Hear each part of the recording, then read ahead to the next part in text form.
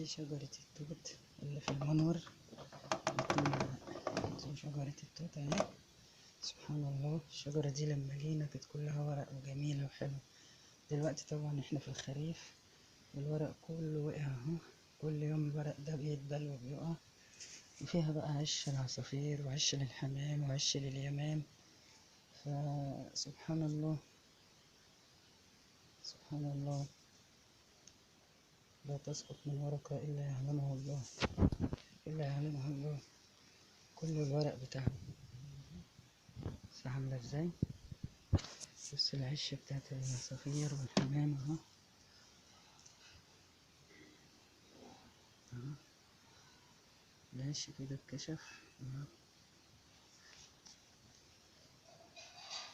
عش العصافير وعش الحمام وعش اليمام. الدنيا برد يا عيني، مش عارفين يقعدوا فين. فطبعا ده ترتيب ربنا، اكيد بيغيروا مكانهم، بيروحوا على الشجر التاني اللي هو شجر الزينة اللي بيقع، اللي هو ورقه ثابت. وده احنا دلوقتي في الخريف والورق كله واقع. وسبحان الله، سبحان المبدع وسبحان الخلاق. الشجرة كلها وقعت، وإن شاء الله في الربيع هتبقى جميلة وحلوة زي ما احنا شايفينها كده.